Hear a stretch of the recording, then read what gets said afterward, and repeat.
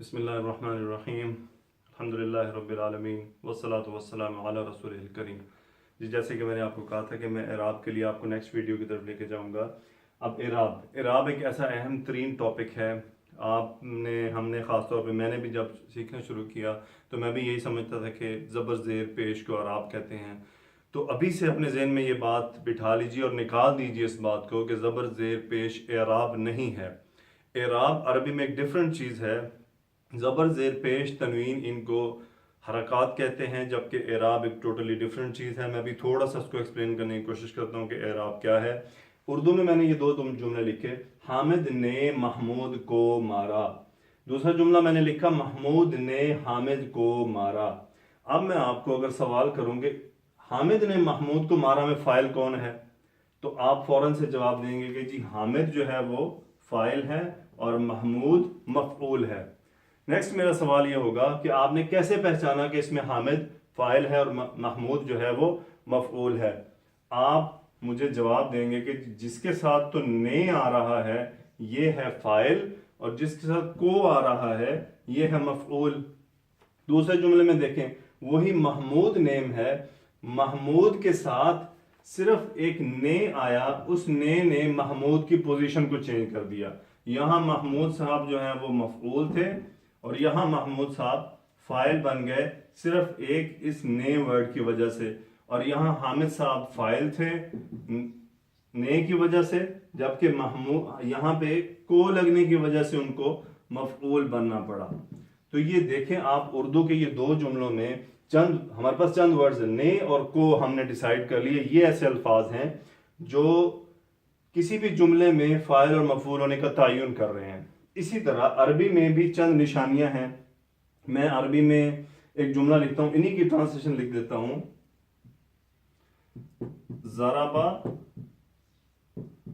हामिदुन महमूदन। अब इसमें ये तनवीन, दो पेश वाली तनवीन जाहिर कर रही है कि ये फाइल है और दो जबर वाली ये इसे मफऊल बता रही है। जबकि दूसरा जुमला मैं लिखता हूं, दूसरे की ट्रांसलेशन, ज़राबा महमूदुन हामिदन। तो ये जिसके साथ ये दो चीजें जा रही हैं वो उसके फाइल और मफूल होने का तयन कर रही हैं। ये जस्ट मैंने एग्जांपल के लिए दिया, ऐसा नहीं कि अब ये देखने के बाद आप कुरान पाक में जाके फाइल मफूल का डिसीजन करने लग जाए, नहीं, ऐसा नहीं है। ये चेंजेस किसी और वजह से भी आती हैं, जस्ट आपको समझाने के लिए है कि देखिए हमारे पास ने और को है। अब अरबी में ना तो ने है और ना को है, तो फिर कैसे तयन किया जाएगा, उसके लिए ये तनवीन और दो जबर है। अब ये दोनों अस्मा है, हामिद यहां पे दो पेश के साथ है और यहां दो जबर के साथ है, जबकि इसके दो पेश और दो जबर के आ जाने से हामिद के अपने मानी में कोई तब्दीली पैदा नहीं हुई। यहां भी वो हामिद है और यहां भी हामिद है। इसकी मैं एक बहुत बड़ी मिसाल आपको देता हूं, बड़ी अहम मिसाल, कि अगर हम देखें हमारा कलमा तय्यबा जो है उसमें क्या है, ला इलाहा इल्लल्लाहु मुहम्मदुन रसूलुल्लाह। वहां पे क्या लिखा हुआ है जी, मुहम्मदुन, मुहम्मदुन सल्लल्लाहु अलैहि व आलिहि वसल्लम, मुहम्मदुन। और जब हम अजान में सुनते हैं अशहदु अन्ना मुहम्मदन, मुहम्मदन, अशहदु अन्ना मुहम्मदन। और हम जब दुरूद पाक पढ़ते हैं तो अल्लाहुम्मा सल्ली अला मुहम्मदिन। तो आप देख लें कि मोहम्मद नाम तीन डिफरेंट शेप्स ले रहा है। तो एराब ये चीज है कि किसी भी इस्म की अपने मीनिंग की, अपने मानी की तब्दीली के बगैर अपनी शक्ल की तब्दीली, देखें वो शक्ल तब्दील कर रहा है, दो पेश, दो जबर और दो जेर। आपके ज़हन में आया होगा कि अभी मैंने कहा था कि ज़बर ज़ेर पेश आराब नहीं है, लेकिन यहाँ तो ऐसा है। तो ऐसा नहीं है, ये बात मजीद आगे चल के वाज़ेह हो जाएगी कि ये दो पेश, दो ज़बर, दो ज़ेर आराब नहीं है, ये सिर्फ इसकी शक्लें हैं। इन शक्लों के अपना नाम है। आज से हम इसकी प्रैक्टिस करेंगे कि ये नाम कैसे बनते हैं। मैं इसका एक नाम लिख रहा हूं, इसको कहते हैं हालत रफा, इसको कहते हैं हालत नसब, और इसको कहते हैं हालत जर, यानी दो पेश होगी तो हालत रफा, दो जबर और साथ अलिफ होगा तो हालत नसब, और दो जेर होगी तो हालत जर। मैं एक और एग्जांपल लिखता हूं, किताबुन। अब इसका मैं हालत नसब बनाता हूं, किताबन, एक अलिफ का इजाफा किया और दो जबर। अब मैं इसकी हालत जर लिखता हूं, किताबिन। मुहम्मदुन हालत रफा, मुहम्मदन हालत नसब, मुहम्मदिन हालत जर। किताबुन हालत रफा, किताबन हालत नसब, किताबिन हालत जर। हालत रफा में भी इसका मतलब किताब है, नसब में भी किताब है और जर में भी किताब है। अभी आपने ये बनाना सीखना है कि ये चेंजेस कैसे आ रही हैं। अब मैं एक और वर्ड लिखता हूं,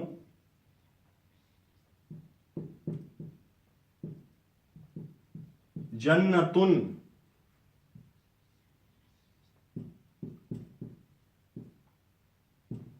जन्नतन,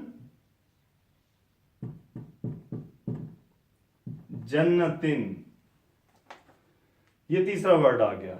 जन्नतुन हालत रफा, जन्नतन हालत नसब और जन्नतिन हालत जर। अब आप देखें कि इसमें अलिफ का इजाफा नहीं हुआ। अब ये चंद चीजें हैं जो आपने साथ साथ मेरे साथ सीखनी भी हैं और कॉपी भी करनी है। इनको इंशाल्लाह इस तरह से आप देखेंगे, मैं आपकी प्रैक्टिस भी इसमें करवाऊंगा। इसी लेक्चर के बाद मैं ग्रुप में चंद चीजें शेयर करूंगा, जिसके बाद आपको इसका अंदाजा हो जाएगा। फिर एक और वर्ड लिखता हूं मैं,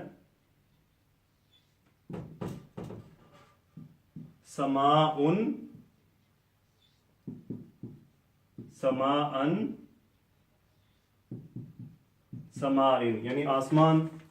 अब इसमें भी आप देखें, समाउन हालत रफा, समाअन हालत नसब और समाइन हालत जर। समाअन में भी अलिफ का इजाफा नहीं हुआ। ये जन्नतुन के आखिर में जो ता आ रही है इसको ताए मरबूता कहते हैं। तो ऐसे अस्मा जिनकी आखिर में ताए मरबूता हो उनकी हालत नसब में अलिफ का इजाफा नहीं किया जाता, ये एक कानून है। और ऐसे अस्मा जिनकी आखिर में हमजा हो और हमजा से पहले अलिफ हो, ये कंडीशन हो तो उसमें भी आखिर में अलिफ का इजाफा नहीं किया जाता, बाकी में आप अलिफ का इजाफा करेंगे। तो मैंने अभी आपके सामने ये एक एग्जांपल लिखी है जिनके अंदर तनवीन आ रही है। तो ये तनवीन, ऐसे अस्मा जिनके आखिर में तनवीन हो उनको मुनसरिफ अस्मा कहते हैं। मुनसरिफ अस्मा ये तकरीबन अरबी में 85% हैं। इसका मतलब तनवीन के बगैर भी होंगे, सिंगल हरकत में भी होंगे। अभी आपने सिर्फ इस पर फोकस करना है कि तनवीन वाले अस्मा को हालत रफा, हालत नसब और हालत जर में कैसे कन्वर्ट करते हैं।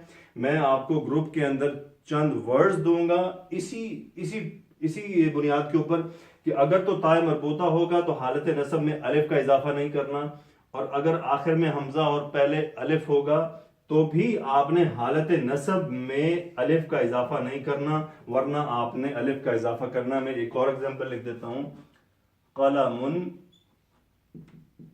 कलमुन,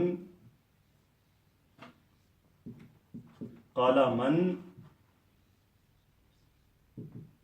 कलमिन। कलमुन हालत नसब, कलमुन हालत रफा, कलमुन हालत रफा, कलमन हालत नसब और कलमिन हालत जर। मेरी रिक्वेस्ट है कि आपने ये इराब को बस छोटा सा फिलहाल आराब कन्वर्ट करने सीख लें, आराब बनाने सीख लें कि मोहम्मदुन, मोहम्मदन, मोहम्मदिन।